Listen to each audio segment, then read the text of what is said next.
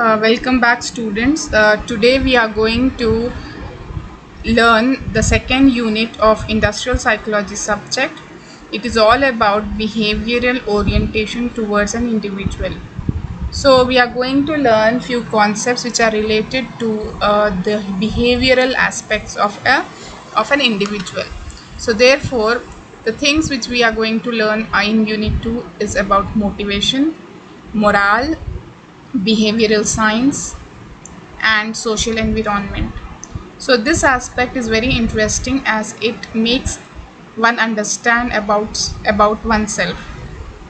So let us start today with the discussion on motivation. So today's session will be on motivation. So what is motivation? Usually we use this term, I got motivated to do this thing, or something that motivates an individual. So what is motivation? Motivation is nothing but the desire to act and move towards a goal. Okay, so it's a difference between waking up before dawn to pound the pavement and lazing around the house all day. It's the crucial element in setting and attaining one's objectives. And research shows that people can influence their own levels of motivation and self-control. So therefore, here motivation is nothing but the desire to do something. Unless and until that desire comes from within, an individual will never act upon it and cannot move from one state to another. So therefore, motivation is derived from the Latin word movere, which means to move, to drive, or to drive forward. So what is moving here? So you can look that an individual is moving from one state to another state. So this is called motivation. Motivation could be extrinsic, that is from external factors, and motivation could be intrinsic, that is from internal factors, so that an individual will move or act or do something, and that is being observed or visible for the people around. So according to Joe Kelly, motivation is a process whereby needs instigate behavior directed towards the goals that can satisfy those needs. So therefore, it starts with needs and it creates a desire, and then it is directed towards the goal. Okay, one more definition is there. Motivation means a process of stimulating people to action to accomplish the desired goals. So here the first thing is the people are stimulated so that action is taken, and then the action is taken to accomplish the desired goals.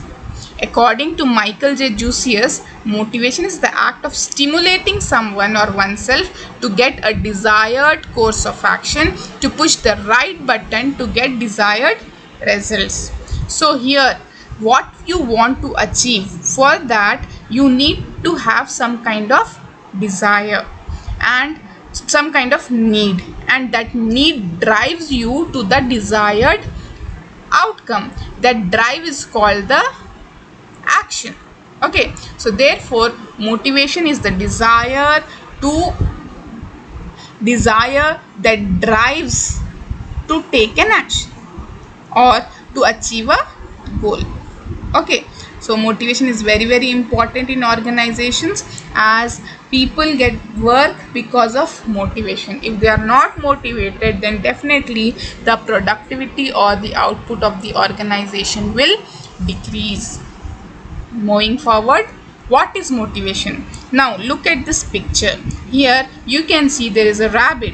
He is hungry and he is just thinking that if he had a carrot, then definitely he would be happy. So his need is carrot and he has to jump. That jumping is this carrot is his need. This jumping is drive, and here he is actually having a desire. Okay, so he is creating a desire in himself because he is hungry, or maybe he likes carrots, so therefore he is hungry. That is the desire. then this is the drive, and this is the fulfilling of the need. So simple example of motivation. So motivation creates an employee's desire or an individual's desire, and then creates a drive to achieve the need. Now look at the motivation process.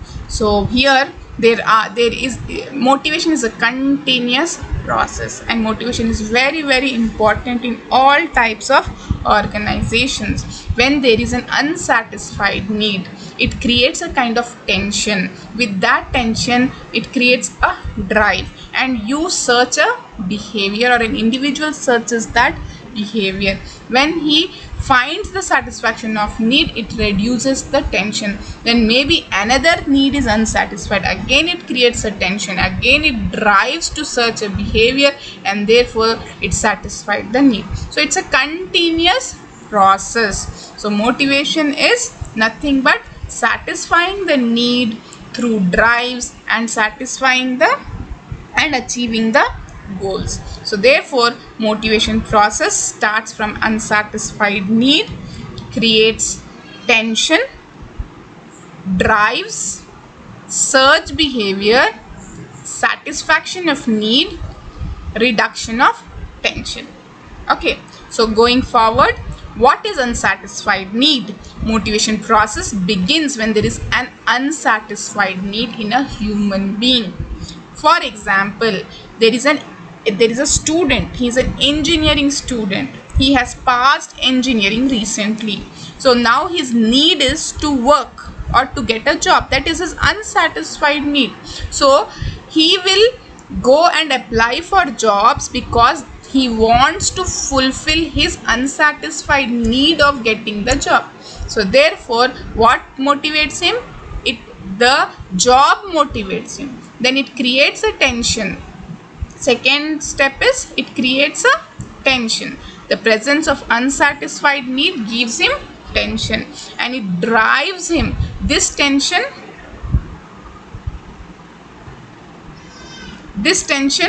drives him, creates an urge of drive in the human beings, and he starts looking for various alternatives to satisfy the need. So as I told you, an engineering student, if he passed engineering, he will look for various jobs in different sectors which suits his candidature, and he searches. Then the fourth step is he searches for behavior. After searching for alternatives, the human being starts behaving according to the chosen option. Once he gets a job, or once he feels that this job is appropriate for him, then he starts behaving in that manner, and finally this satisfies his job. That is the fifth step. After behaving in a particular manner for a long time, then he evaluates that whether the need is satisfied or not. And last one is reduction of tension. Once his need is satisfied, he achieves the goal. After fulfilling the need, the human being gets satisfied and his tensions get reduced. For example, one more example I'll give. If an employee develops a need to earn more, this need will make him restless, and he will start thinking how to satisfy his need. To satisfy his need, he may think of working hard and get promotion, or can get bonus. So he will start working hard. After some time, he'll get incentives or increments or promotions or bonuses which will satisfy his need. So here motivation process does not end by just satisfaction of one need. After fulfilling one need, another need develops, and the same process continues till needs keep emerging in human beings. So needs of a human being are endless. So therefore, after satisfying each and every need, human being will strive for another need. Now we'll go to another section, that is types of motivation. What are the various types of motivation? Motivation can be classified into 7 types of motivation. First one is achievement motivation, affiliation motivation, competence motivation, power motivation, attitude motivation, incentive motivation, fear motivation. What is achievement motivation? It is a drive to pursue or attain goals. An individual with achievement motivation wishes to achieve objectives, advance up. Here, accomplishment is important.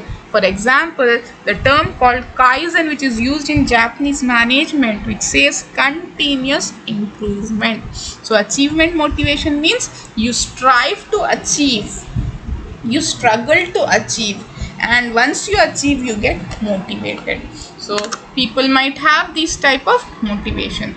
Next one is affiliation motivation. It is a drive to relate to people on a social basis. With social or affiliate motivation perform work better when they are complimented for their favorable attitudes and cooperation. Affiliation motivation means social motivation, getting social.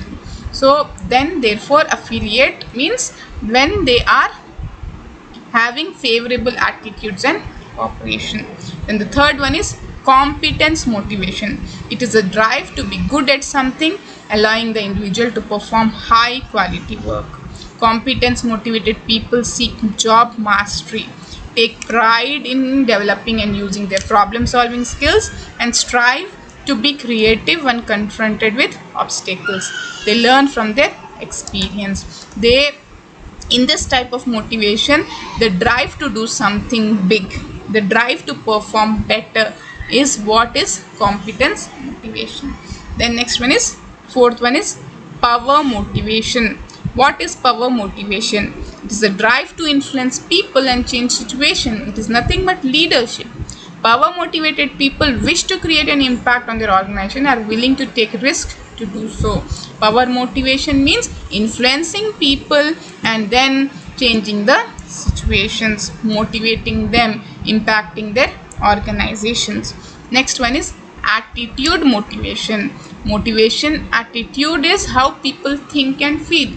It is their self confidence, their belief, their attitude to life. It is how they feel about the future, how they react to the past.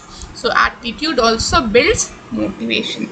Now the sixth one is incentive motivation. It is where a person or a team reaps a reward for an activity.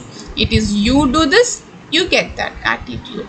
If you do this, you'll get this. So to work or to perform something, you are getting something in return in the form of incentives. Then you are motivated. This is called incentive motivation. Last one is fear motivation. Fear motivation is through pressure, coercion. Okay, you are forced to do that act because of fear. Fear motivation coercions coerces a person to act against his will. It is instantaneous. Like for example, for school students, usually teacher will give a warning that if you don't do this project, your marks will be deducted. So this is a kind of fear motivation. If they don't do, marks will be deducted from their total marks. So therefore students will get panicked and then they complete their projects on time. So these are the various types of motivation. So once again, let us go back and see what we have understood. Achievement motivation. Here individuals are achievement oriented. They want to achieve or do something big. Affiliation motivation. Here the people are people centric. If they are networked properly, if they are social, if their networking is good, then they get motivated. Competence motivation is when an individual performs better, he feels motivated. The next one is power motivation. When an individual can influence and motivate, this is called power motivation, and it can be little bit related to leadership. And the fifth one is attitude motivation. Attitudes build motivation. For example, if you like a person, if you have a friend who is good, then maybe he can motivate you to do something. Incentive motivation is nothing but when you are getting something in return in materialistic terms, then definitely that is incentive motivation. Last one is fear motivation. Fear motivation means out of coercion. Okay, when an individual gets motivated out of fear, okay, when an individual gets motivated and he does that action, then it is called fear motivation. Going forward, now look at this picture. It's a very interesting picture. So in this picture you can see that if an egg is broken by an outside force, life ends. If an egg is broken by an inside force, life begins. So great things happen from inside. Now understand this from motivation perspective. If there are external factors that actually puts or are forced on an individual and he performs better, that is, the egg is broken from outside. If the individual wants to get motivated from inside, that is intrinsic motivation, and when he does it from inside, then life begins. So which one is better, external or internal? Obviously it is internal. When internally an individual gets motivated, then he will perform better. He will improve his behavior, he will improve his motivation levels, he will work better, he will do n number of things which actually increases the productivity. Whereas when externally we force individuals to do something, then that is a different craze. Only a part of objectives can be achieved. So therefore that's why it is given that great things happen from inside. So what are the external factors that motivate are called extrinsic motivation. Internal factors are called intrinsic motivation. So here we have two differences written, extrinsic and intrinsic motivation. What is intrinsic? From internal. It comes from within a person. It feels a sense of responsibility. It feels a need to achieve something for its own sake. It connects the activity with the self-esteem. It enjoys working on the assignment. It tries to achieve growth as an individual. Imagine for example, a car is there and you are the driver of the car, so you are completely in control. So this is called intrinsic motivation. When you are the driver of the car, you can go anywhere. So when you are intrinsically motivated, or when an individual is intrinsically motivated, he will perform better. Okay, next type is extrinsic motivation. It comes from outside forces. It tries to achieve a higher position, pay or status. It feels that it will ensure their position or status. It is done for recognition. It values rewards and awards. Its outside forces controls life. It sometimes depends on luck. So therefore here, imagine being in the car and you are the passenger, not the driver. So you will go where the driver takes you. So which one is better? If you want to be the driver of your own car, or you want to be a passenger in your own car? So it's better that you are the driver of the own car, that is intrinsically motivated. So therefore these are the differences between two classification, that is intrinsic motivation and extrinsic motivation. Now let us go to another topic called features of motivation or characteristic of motivation. Motivation is a psychological process. It is an internal feeling, which means it cannot be forced on employees.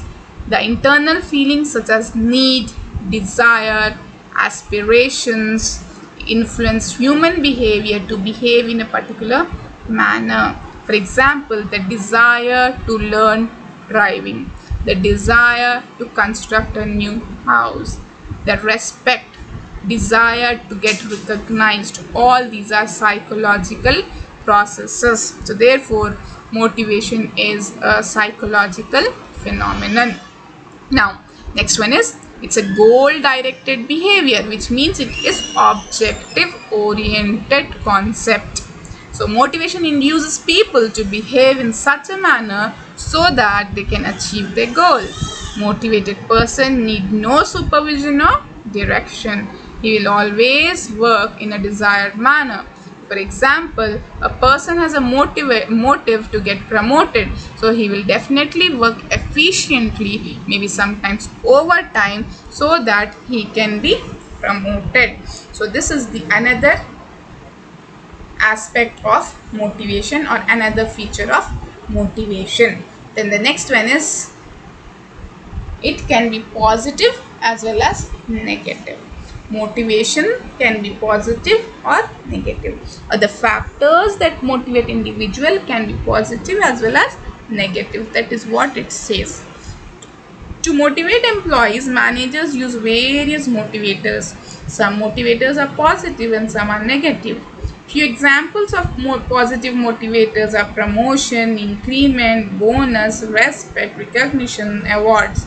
If employee does not improve his performance with positive motivators, then manager uses negative motivators such as warning, issuing a memo, demotion, stopping increments.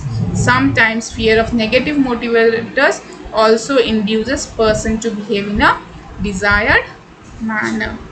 Okay, so therefore motivators can be positive as well as negative. Now, the fourth feature or characteristics of motivation is a complex process. It's a difficult task. In order to motivate people, a manager must understand the various types of human needs in various individuals. Human needs are mental feelings which can be measured accurately. If manager measures them accurately, then also every person uses different approaches to satisfy his need. Some get satisfied with monetary incentives, some with non-monetary, some with positive, some with negative. So it is not possible to take a generalization on how to motivate the employees. So therefore, as needs differ in different individuals, so does the motivation process. So it's very difficult to understand motivation, how motivation can be done to an individual, how to motivate an individual. So that's why it is called a very complex and difficult task.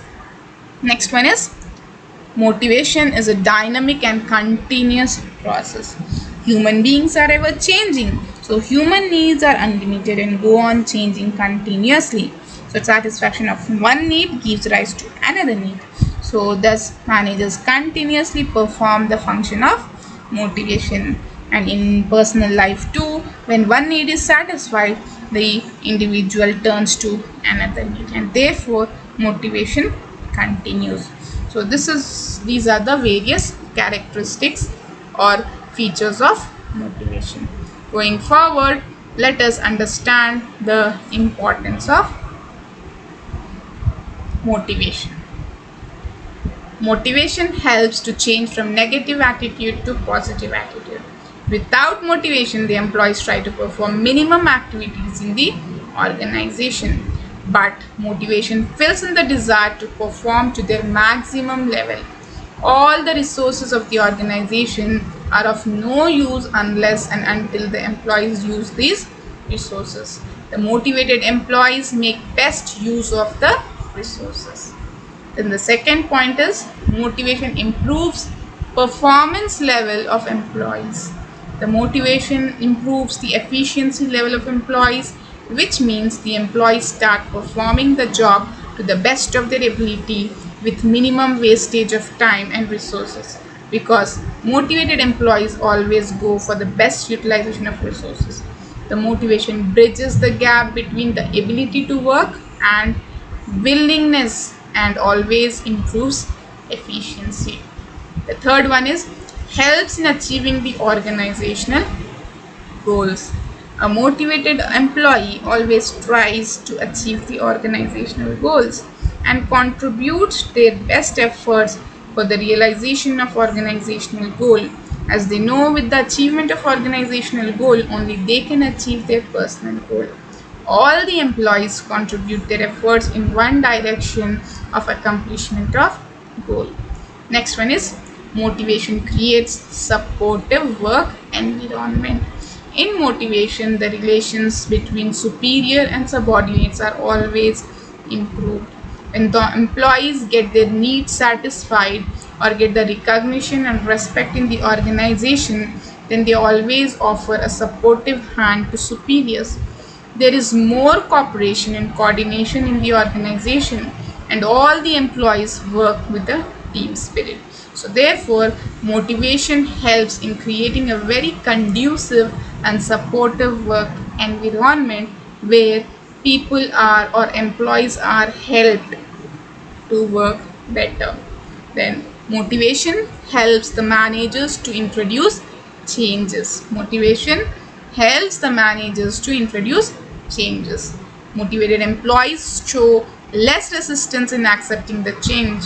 So the changes in environment, because they know if changes are not implemented in the organization may lose something. So therefore, motivated employees are always supportive and cooperative in accepting changes. Okay, next one is reduction in employee turnover. The motivation creates confidence in the employees to get the needs satisfied in the organization itself. Employees are not left with alternatives to be searched in the job market. He shall satisfy the needs within the organization. They always select the alternative to remain in the organization and increase their earning rather than leaving the organization and increasing their earnings. With motivation, employee turnovers are less because the satisfied employees never leave the job. So therefore, motivation is very important in organizations to improve productivity and to sustain in the industry. So the various points here are: motivation helps to change from negative attitude to positive attitude. Motivation improves performance level of employees, helps in achieving the organizational goals. Motivation creates supportive work environment. Motivation helps the managers to introduce changes, and it reduces the employee turnover. Now going forward, let us now go to the advantages of motivation. There are two types of advantages: advantages to the management, advantages to employees. What benefits can motivation give to the management or the owners or the employers or the organization at large? Okay, so here the first one is it increases the efficiency and productivity of employees. Motivation ensures a high level of performance of employees. Next one is better cooperation from employees and cordial labor management relations. Third one is reduction in the rate of labor absenteeism and turnover. That means the employees absent themselves very less, and they don't leave the organization. Reduction in the wastage and in industrial accidents. Improves the morale of employees. Quick achievement of business or corporate objectives and favorable corporate image. Next one is advantages to employees or workers. Employees get various monetary and non-monetary facilities which provide better life and welfare to them. Security of employment and other benefits due to cordial relations with the management. Job attraction and job satisfaction. Higher status and opportunities to participate in management. Positive approach and outlook of employees towards company, management and superiors. Reduction in the rate of labor turnover, which is harmful to employees and management. Better scope for improvement in knowledge and skills of employees. So therefore, these are the benefits which an employees get when the motivation process is imbibed in the organization. So therefore, it is always beneficial for an organization to induce the motivation process through the managers or supervisors. Now we'll go to an interesting theory on motivation. This is called, wait a minute, this is called the Maslow's hierarchy. There is one great author called Abraham Maslow. He stated that people are motivated to achieve certain needs, and that needs take precedence over others. See, when you look at the diagram here, there are five types of needs: physiological needs, safety needs, belongingness needs, esteem needs, self-actualization needs. So when you look at this diagram, you can see that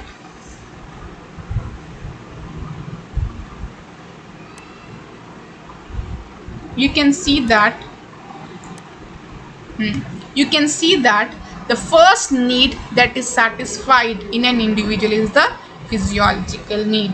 The famous term is roti, kapda or makan. So here also food, water, shelter is what is physiological needs to maintain your physiology. So therefore this is the basic need. Then next one is safety needs. Then once the individual achieves this, he will go to another level of needs, which is called safety needs or security needs. That is to feel safe, protection from elements, security, order, law, instability, freedom from fear. This is called safety needs. Next, the third one is belongingness or social needs. Once an individual satisfied this safety needs, he will go further and go to social needs or belongingness needs or love needs after physiological and safety needs. The third level is this one. Examples include friendship, trust, acceptance, relationships. Okay, affiliating, being part of a group is what an individual desires. After satisfying this level, he'll go to the another need, that is called esteem needs. Esteem needs are psychological needs. So these are of two types: esteem for oneself, that is dignity, achievement, mastery, independence. And the second type is the desire for reputation or respect from others, that is status and prestige. So Maslow indicated that the need for respect or reputation is most important for children and adolescents and precedes real self-esteem or dignity. Now the last level, which after satisfying esteem needs, an individual goes further and tries to satisfy the self-actualization need. It is the realization of personal potential, self-fulfillment, seeking personal growth and peak experience. It is the desire to become everything one is capable of becoming. So it is achieving one's full potential, including creative activities. So when an individual returns to the self-actualization needs, all these needs doesn't matter to him. Okay, so therefore these are the various types of needs, and according to Abraham Maslow, an individual climbs up the ladder and tries to achieve these needs one by one. Going further, this is the explanation for all types of needs mentioned in the Abraham Maslow's hierarchy of needs. Okay, so with this we finish our session on motivation. So let us do a small recap as what we have done today. Okay, so first we started with the unit 2. In that first part is motivation. We discussed about the meaning and definition of motivation, and we understood the concept of motivation process, what are the various steps in the motivation process, what are the various types of motivation, classification of motivation, what are the characteristics or features of motivation, why motivation is important in organizations, how it is advantageous or how does it benefit the management or employers or organization, and how does it benefit the employees or workers. Then we have discussed about the Maslow's hierarchy of needs, where the 5 types of needs were discussed in detail. For any queries or doubts, you can just leave a comment, and with this we finish our second unit part 1. Okay, so thank you students for your patience, and maybe in the next class we will discuss about morale, employee morale and absenteeism. which are very very important from organization point of view or industry point of view. Okay, thank you very much.